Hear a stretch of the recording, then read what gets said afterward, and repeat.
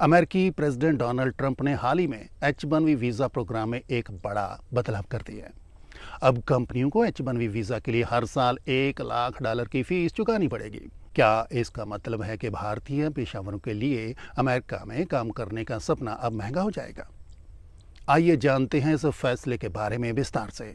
राष्ट्रपति Donald Trump ने 19 सितंबर 2025 को एक कार्यकारी आदेश पर हस्ताक्षर किए, जिसमें H-1B वीजा के लिए $1 लाख की सालाना फीस लागू कर दी गई है। यह फीस मौजूदा फीस से कहीं ज्यादा है, जो कि लगभग 1700 से लेकर 4500 के बीच होती थी।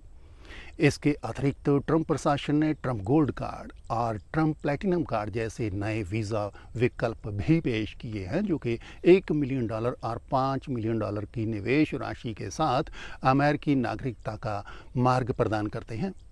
H-1B वीजा एक कुशल श्रमिक वीजा है, जो अमेरिकी कंपनियों को विदेशी पेशेवरों को अस्थायी रूप से रोजगार देने की अनुमति देता है।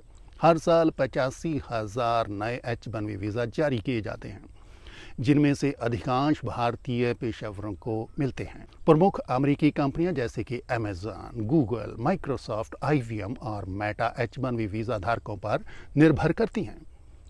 भारत से हर साल हजारों पेशेवर H-1B वीजा के माध्यम से अमेरिका जाते हैं। यदि कंपनियों को प्रति वीजा $1 लाख की फीस चुकानी पड़े तो यह खर्च भारतीय कंपनियों के लिए बहुत अधिक होगा। इससे भारत अमेरिका व्यापार संबंध पर भी असर पड़ेगा, क्योंकि भारतीय कंपनियां अधिक खर्च के कारण H-1B वीजा धारकों की संख्या कम कर सकती हैं।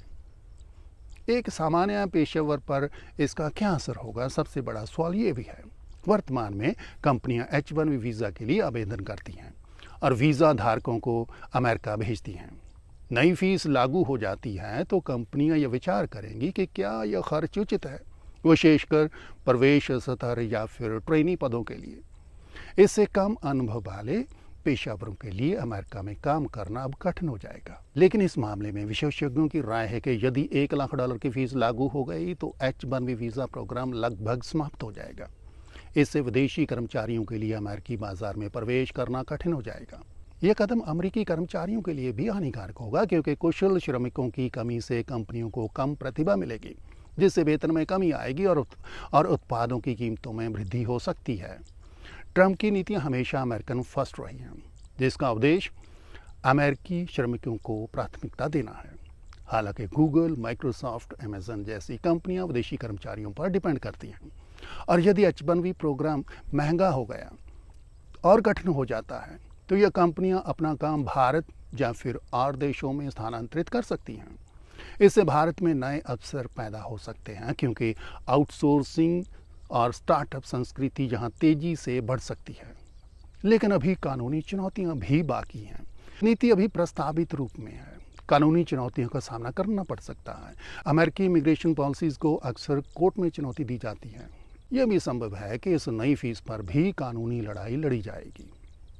यदि यह नीति लागू हो जाती है तो भारतीय पेशेवरों के लिए कनाडा, ऑस्ट्रेलिया, UK जैसे देशों में अवसर बढ़ सकते हैं, क्योंकि वहाँ वीज़ा पॉलिसीज ज़्यादा अनुकूल हैं, लचीली हैं।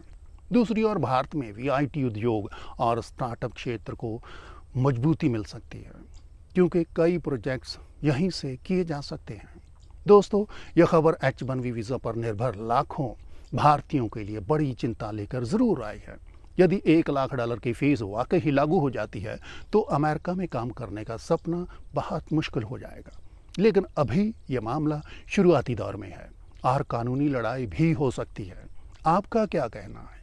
क्या यह कदम अमेरिकी नौकरियों को बचा पाएगा या फिर भारतीय टैलेंट को रोकने का एक और तरीका है? अपने विचार हमें कमेंट में ज़रूर बताइएगा।